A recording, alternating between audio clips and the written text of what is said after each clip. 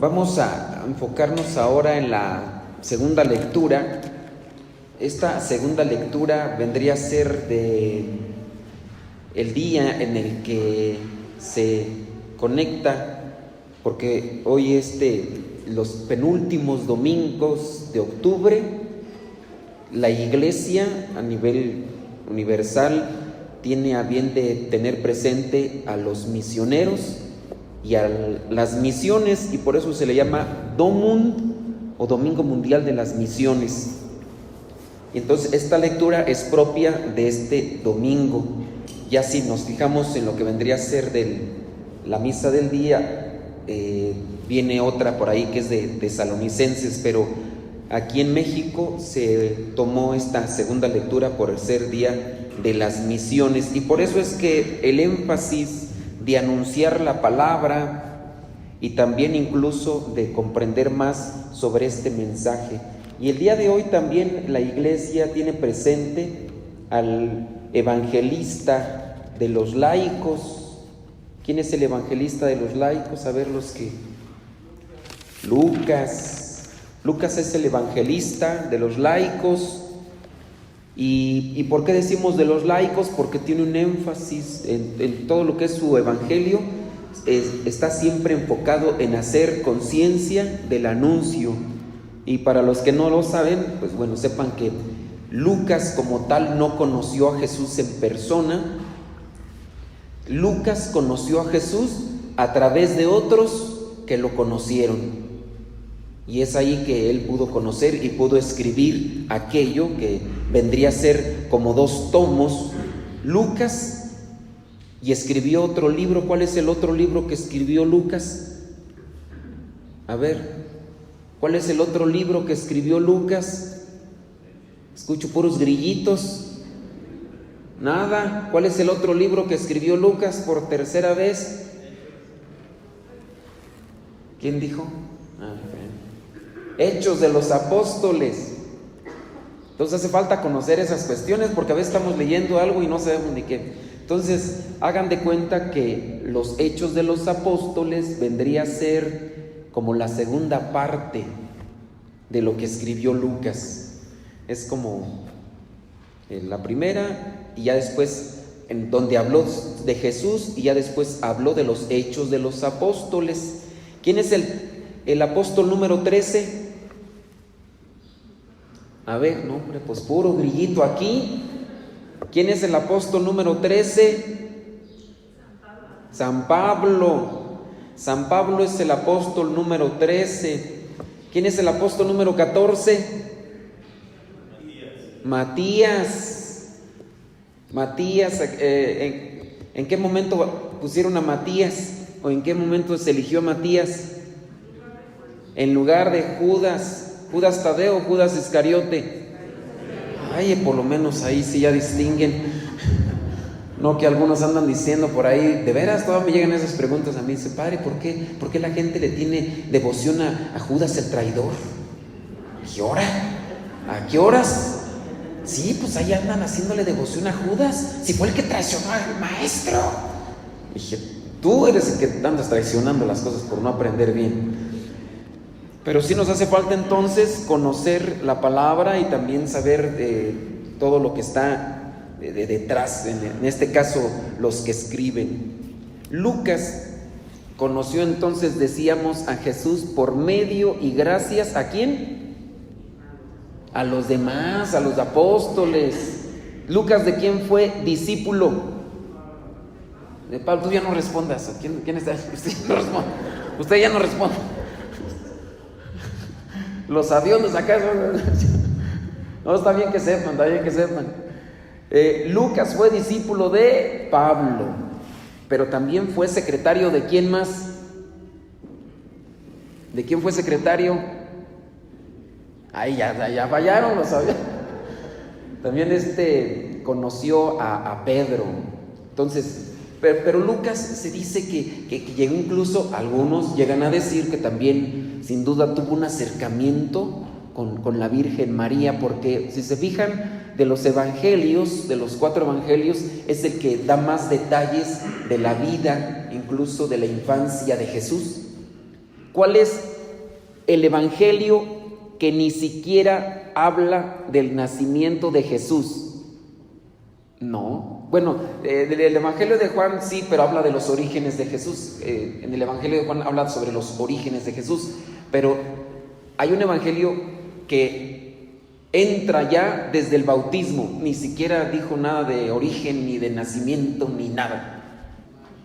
Marcos entra de tiro. ¿Por qué? En lo que vendría a ser los comienzos de la vida pública de Jesús. Ahí no habla ni de los orígenes de Jesús, ni de dónde viene, como sí lo hace Juan. Juan sí habla de los orígenes de Jesús, e incluso habla antes de su nacimiento terrenal.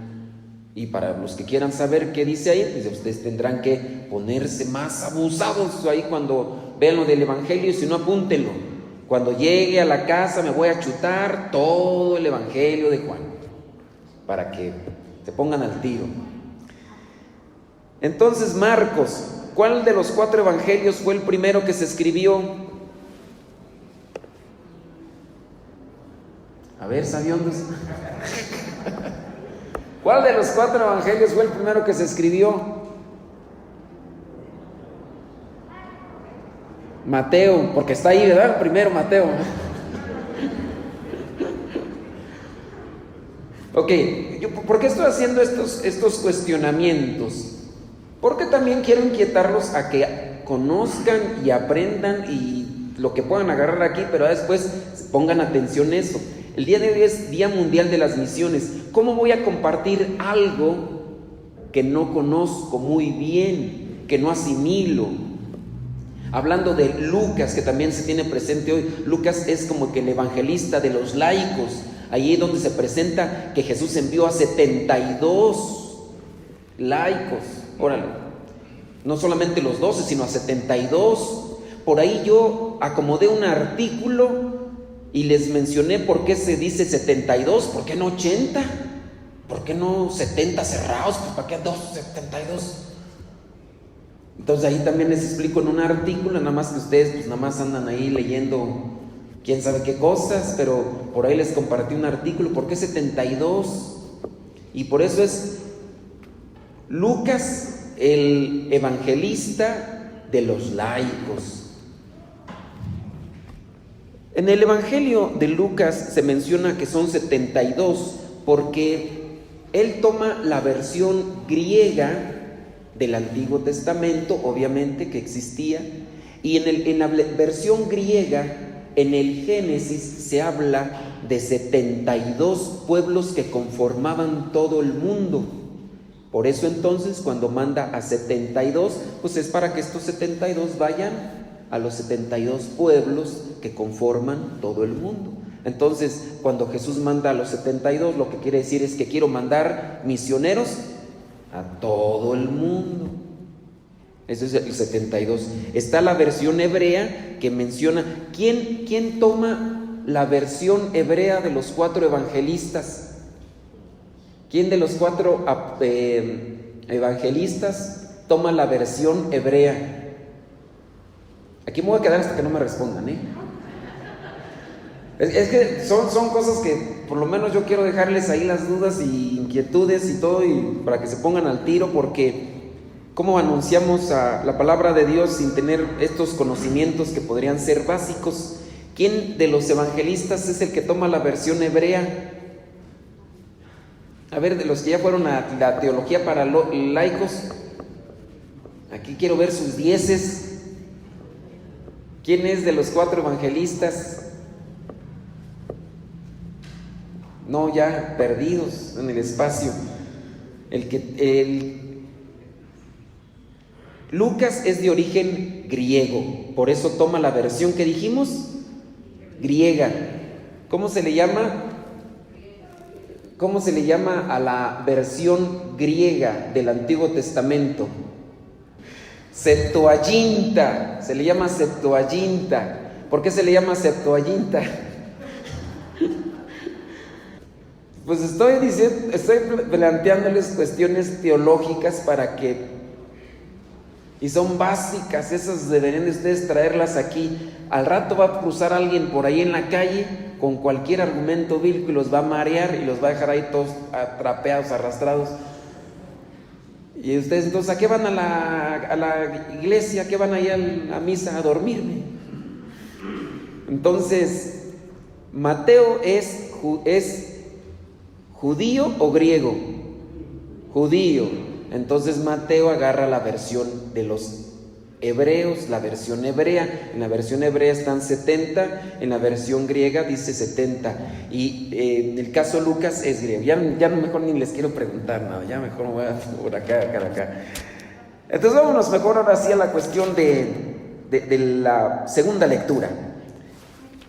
A ver, abran ahí por lo menos ahí, espero que no le hayan cerrado su Biblia ahí. Abran Romanos 10 del 9 al 18. Romanos 10 del 9 al 18, estamos entonces en el contexto, vamos a tratar de enfocarnos a una reflexión sobre Lucas y lo que vendría a ser las misiones, los misioneros. Dice versículo 9, si con tu boca reconoces a Jesús como Señor y con tu corazón crees que Dios lo resucitó, alcanzarás salvación. Hay veces que a algunos de nosotros no se nos cae el Jesús de la boca. A cada rato hablamos de Dios, pero a veces se da esa desconexión porque en el corazón no. Y entonces de dientes para afuera mucho Dios, mucha palabra de Dios, pero con el corazón no. Y es cuando no somos congruentes. Un misionero tiene que ser congruente. El misionero, si habla solamente de Jesús, deja de ser misionero y es un conferencista de Jesús. El misionero tiene que hacer vida la palabra. Y entonces tiene que conectar lo que dice con su boca, tiene que conectarlo con su corazón. Y si está en su corazón, entonces no solamente predica, sino vive la palabra. Y eso es lo que necesita el mundo. ¿Por qué la gente, muchos, se distancian de la fe? ¿Por qué muchos se distancian de la iglesia? Porque encontraron un mal testimonio. Encontraron una persona que habla de Jesús, pero que no vive conforme a la palabra. Ustedes podrían decir o conocer algunas personas que ya no vienen. ¿Por qué no vienen? Porque tuvieron una mala experiencia. Conocieron a alguien que estaba en un grupo o que iba mucho a la iglesia, pero que cuando llegaba a la casa no vivía lo que iba a escuchar. Entonces, ¿qué es lo que necesitamos en nuestro mundo para que cambie? Necesitamos más personas, sí, que hablen de Jesús, pero que conecten su palabra y ese mensaje en su corazón. Por eso entonces este versículo que nos trata de sacudir: si con tu boca reconoces a Jesús, hablas mucho de Jesús, hablas mucho del amor a Dios, y con tu corazón crees que Dios lo resucitó, alcanzarás salvación. Pues con el corazón se cree para alcanzar la justicia y con la boca se reconoce a Jesucristo para alcanzar salvación. Una persona que ha comprendido eso vendrá a realizar lo que se menciona en el versículo 14. Vayamos ahora al versículo 14.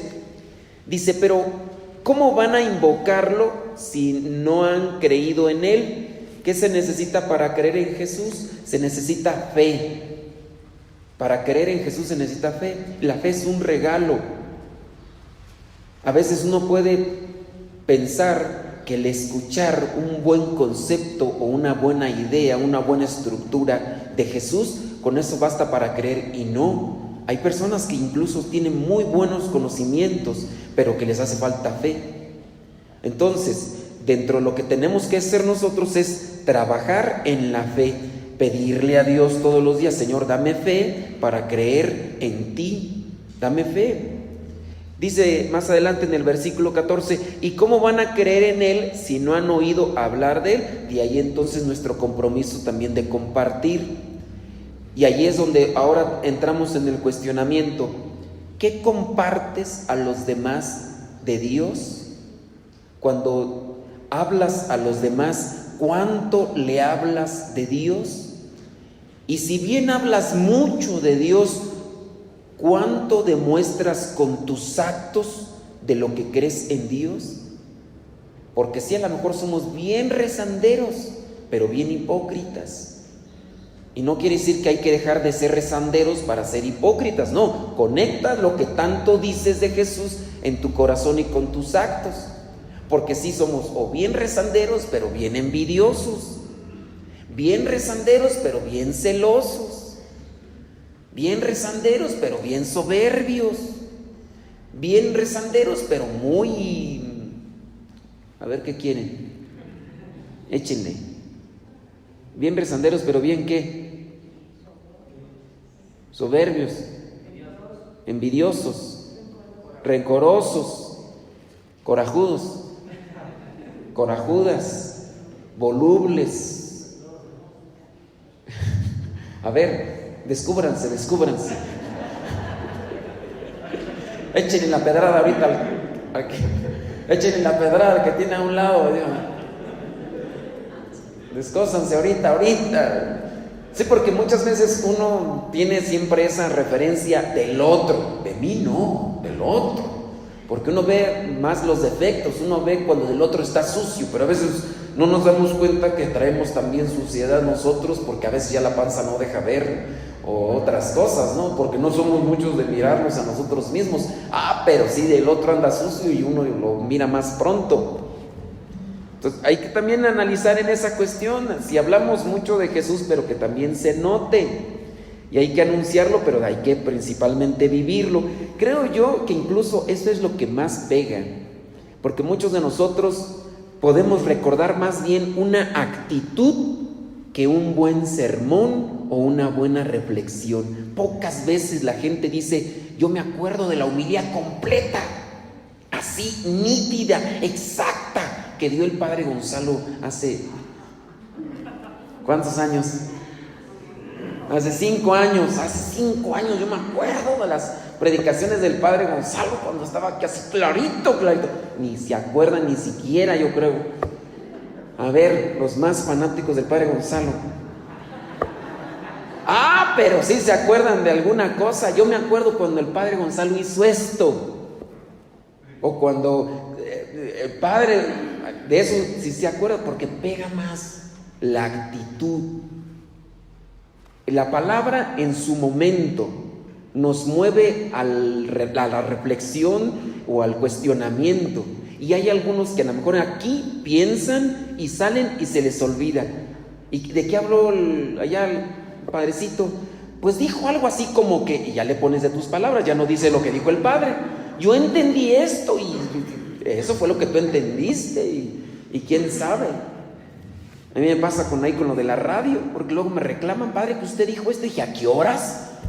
Pues eso fue lo que dice que escuchó, eso fue lo que entendió. Ahí está la grabación, escuchen la grabación, porque está diciendo otra cosa. Pero entonces, sí hay que anunciar, pero sobre todo hay que vivir. La gente, nosotros, nos vamos a acordar más de lo que vivimos, de lo que compartimos como vivencia, porque eso es lo que pega más. Y eso es lo que se va a añorar más. Fallece una persona, ¿y de qué más te acuerdas? No te acuerdas, quizá a lo mejor de la palabra mezclada con la actitud de una palabra. No, me dijo estúpido. Me acuerdo que me dijo estúpido, no se me olvida. Pero también fíjate con qué tonito me la dijo. O sea, la actitud y la palabra, pero no se va a acordar de un sermón. No, me acuerdo, mira, de soy, así tal cual. Va a ser difícil, a menos de que todos los días lo repase. Entonces, sin duda la humanidad está más necesitada de la vivencia de lo que escuchamos o de lo que leemos. Y en este caso, de la palabra. ¿Y cómo van a anunciar? Dice el versículo 15. ¿Y cómo van a anunciar el mensaje si no son enviados? Como dice la Escritura, qué hermosa es la llegada de los que traen buenas noticias. Hay alguien que llega a mi vida que trae buenas noticias, pero encarnadas. Esta actitud. Me puedo acordar de esta persona porque dio un cambio en su vida. Y hay personas que son X. Entre nosotros pueden pasar de un lado para otro y ni nos acordamos. A lo mejor igual cuando fallece cuando fallece una persona, pues, ¿te acuerdas de fulano de tal? Hoy es su aniversario. Ay, ¿a poco? Uy, es que ya. ¿Por qué? Porque habló mucho, vivió poco. Pero si esa persona incluso se entregó a ti con actitud y te dejó algo bueno, ¿no te acuerdas de esa persona? Yo me acuerdo aquel día que estaba así, que llegó y me dijo algo y me animó. Entonces vamos a vivir la palabra, que eso es a lo que estamos siendo llamados. Vámonos ahora al Evangelio. En el Evangelio se remarca esta actitud, porque hay personas envidiosas, hay personas que buscan tender trampas, la actitud que sobresale, ¿no? Y dice ahí que estos fariseos se pusieron de acuerdo para hacerle decir a Jesús algo, y aquí se presenta una situación un tanto sociopolítica que se daba en aquellos tiempos, tanto que hay que también aquí tener conocimiento de la situación cultural para comprender lo que son estos, porque el problema también cuando encontramos estos pasajes en la Sagrada Escritura, los queremos aplicar en un contexto actual, pero no se aplica. La situación sociocultural de ahora no es idéntica o no es igual a los tiempos de Jesús, y por eso cuando encontramos esto de, oye, hay que pagarle o no hay que pagarle al emperador, ¿tú qué dices? Entonces ya se da cuenta de la mala intención Jesús de estos que querían tenderle la trampa, y dice: hipócritas, ¿por qué tienden trampas? Y ya después viene ahí, a ver, tráigame la moneda para acá, enséñame la moneda. ¿Y qué es lo que está aquí en la moneda? ¿La cara de quién está? Dice: no, pues está la cara del emperador. Bueno, pues denle al emperador lo que es del emperador y a Dios lo que es de Dios. Y actualmente por ahí hay algunas personas que utilizan este tipo de estructuras en la Biblia para querer acomodarse a un contexto social, y tú no te metas, tú eres de la iglesia, tú no te metas, no. Pero hay que entender la situación de aquel tiempo y la que tenemos actualmente. Dios está preocupado por nosotros. Hay que dar las cosas del mundo al mundo, y si nosotros no somos del mundo, si somos de Dios, hay que darnos a Dios. Y en la medida en que nosotros nos demos a Dios, vamos incluso a obtener aquello que nos da felicidad y que nos da una realización. Nosotros, ¿qué damos a los demás? ¿Cosas del mundo o cosas de Dios? Si nos dedicamos a dar cosas del mundo, tengamos en cuenta que somos de Dios y que la gente está esperando esas cosas de Dios para ser felices. Ustedes como matrimonio, los matrimonios regularmente a veces cuando está en el momento del cortejo se dan aquellas cosas para capturar, pero si de repente la persona se desfasa y se desconecta y da puras cosas meramente así sociales o comunes, pero si la persona se da por completo a la otra, dándose desde el plano de Dios, la persona es feliz, y eso es a lo que nosotros estamos llamados.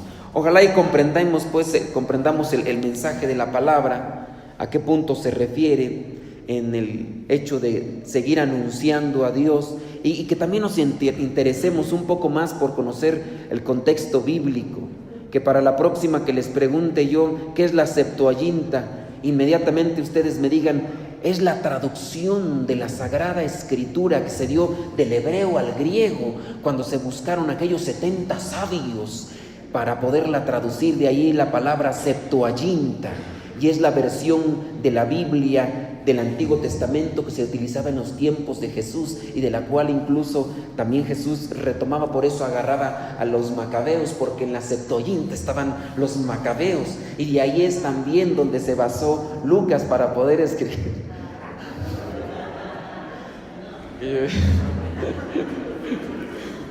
Yo espero que sí, ¿verdad? Digo, pues hay que aprender esas cosas, pues si no, entonces ¿qué agarran la Biblia y no saben ni de dónde viene ni nada? O sea,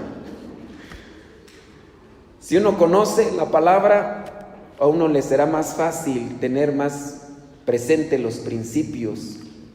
Memoricen versículos de la Biblia. Memoricen. Esos versículos de la Biblia podrían ser sus principios de una conducta. ¿Qué versículos de la Biblia te sabes o cuáles versículos quieres aprenderte? No para refrescárselos a tu pareja, decirle, acuérdate, infeliz, por polvo eres y polvo te convertirás, mendigo. No, o sea, si no, yo voy a agarrar ese versículo bíblico que dice que lo que Dios ha unido, que no lo separe el hombre, o el hombre y la mujer dejan a sus padres para unirse y los dos se van a ver. Tú que sigues viviendo ahí con tus papás, ya déjalos, ahí está el principio bíblico. O voy a retomar el versículo de la suegra, y Adán y Eva se relacionaron con la serpiente.